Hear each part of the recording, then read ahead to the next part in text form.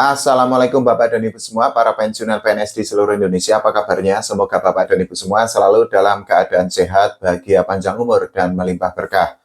Nah, Bapak dan Ibu semua, kita bahas ya mengenai informasi terbaru yang disampaikan oleh PT Taspen untuk para pensiunan PNS. Tonton video ini sampai habis, Bapak dan Ibu semua, dan jangan lupa untuk subscribe channel YouTube ini dulu, biar Bapak dan Ibu semua tidak termakan hoaks.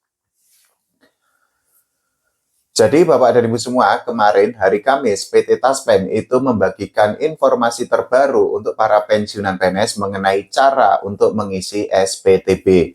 Kita ketahui bahwa mengisi SPTB itu kan merupakan sebuah kewajiban bagi para mantan abdi negara.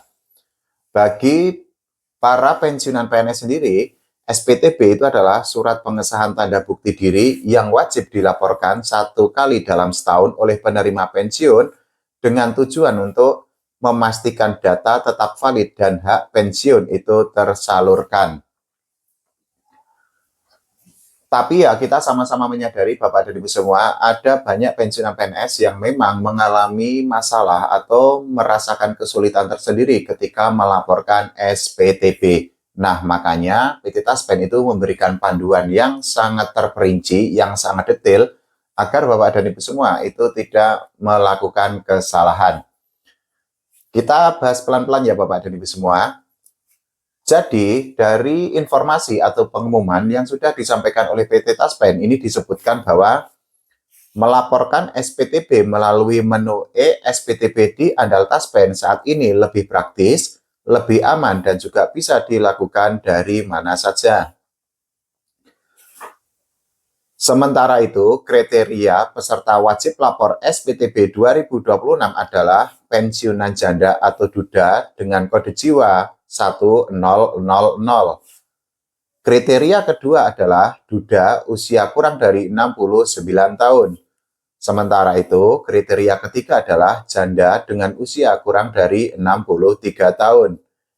Kriteria keempat adalah penerima pensiun yatim tidak diwalikan usia saat ini 21 tahun atau lebih. Sementara itu, kriteria terakhir adalah bukan peserta yang telah wajib lapor SPTB pada periode tahun 2025.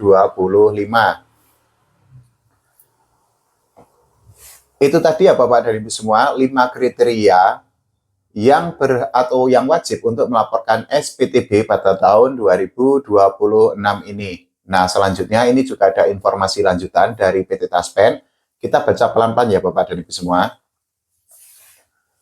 Jadi, PT Taspen itu menyatakan bahwa tidak perlu untuk datang ke kantor ketika melakukan pelaporan SPTB.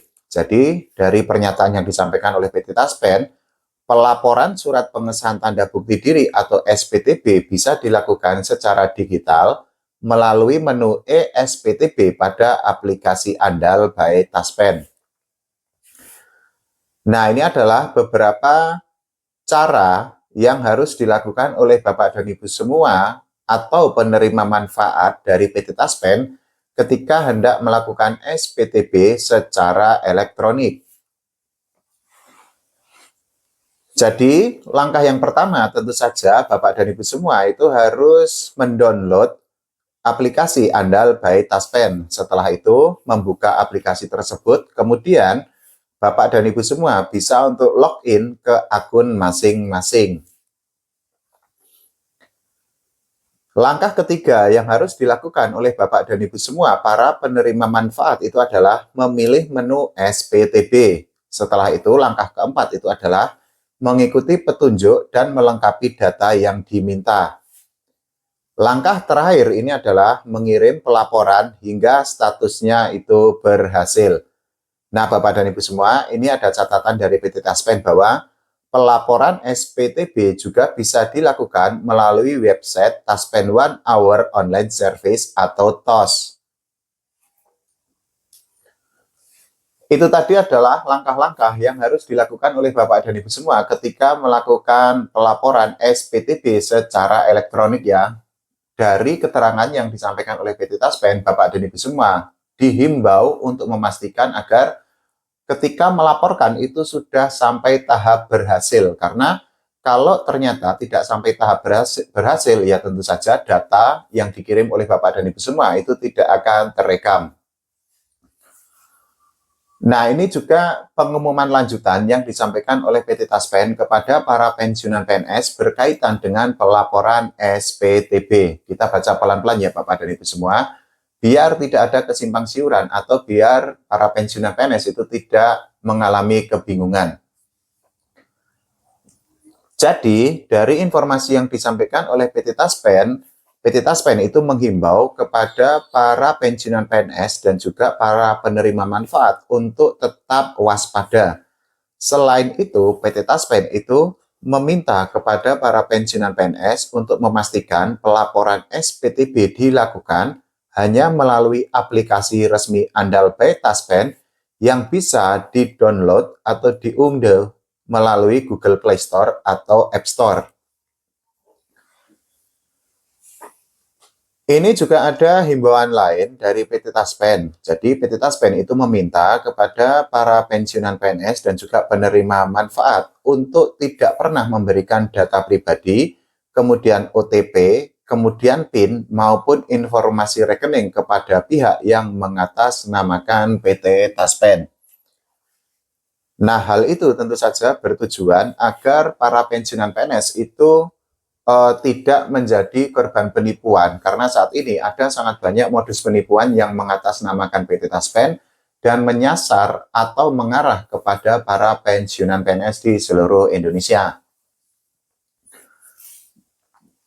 Jadi itu tadi ya Bapak dan Ibu semua, cara-cara kemudian syarat-syarat untuk melaporkan SPTB secara online kepada PT Taspen. Sekali lagi, caranya ini kan sebenarnya memang sangat mudah, tapi kan ya kita harus menyadari bahwa para pensiunan PNS itu kan sangat banyak yang sudah sepuh dan mereka itu kan pasti mengalami kesulitan ketika harus melaporkan SPTB. Nah, mungkin cara yang bisa dilakukan itu adalah meminta bantuan kepada anak ataupun kepada saudara atau kepada kerabat untuk melaporkan SPTB ya Bapak dan Ibu semua, karena pada prinsipnya melaporkan SPTB itu kan merupakan sebuah kewajiban bagi pensiunan PNS atau penerima manfaat dari PT Taspen. Itu tadi adalah informasi yang disampaikan oleh PT Taspen. Nah, ini juga PT Taspen memberikan informasi kepada para pensiunan PNS bahwa saat ini tidak ada kenaikan gaji atau rapelan gaji untuk para mantan abdi negara. Pertanyaan mengenai apakah ada rapelan gaji atau kenaikan gaji atau bahkan pesangon dan bantuan untuk pensiunan PNS itu kan memang sangat sering ditanyakan oleh para mantan abdi negara, karena mungkin saja mereka terpapar berbagai konten di media sosial, khususnya di YouTube, yang menyatakan bahwa ada rapelan gaji, ada kenaikan gaji, ada pesangon, dan lain sebagainya kepada para pensiunan PNS. Konten-konten tersebut kan dibuat atau diproduksi secara masif ya Bapak dan Ibu semua. Artinya, hampir tiap hari ada konten-konten seperti itu. Tapi, dari PT Taspen itu sudah menegaskan bahwa sampai saat ini belum ada surat edaran atau belum ada regulasi dari negara atau dari pemerintah terkait dengan misalnya rapelan gaji atau kenaikan gaji atau pesangon atau bahkan bantuan untuk para pensiunan PNS. Nah, itu artinya Bapak dan Ibu semua, kalau Bapak dan Ibu semua melihat konten yang memastikan bahwa ada rapelan gaji, tidak usah ditonton Bapak dan Ibu semua. Begitu juga kalau ada konten yang menyatakan bahwa ada kenaikan gaji, tidak usah ditonton.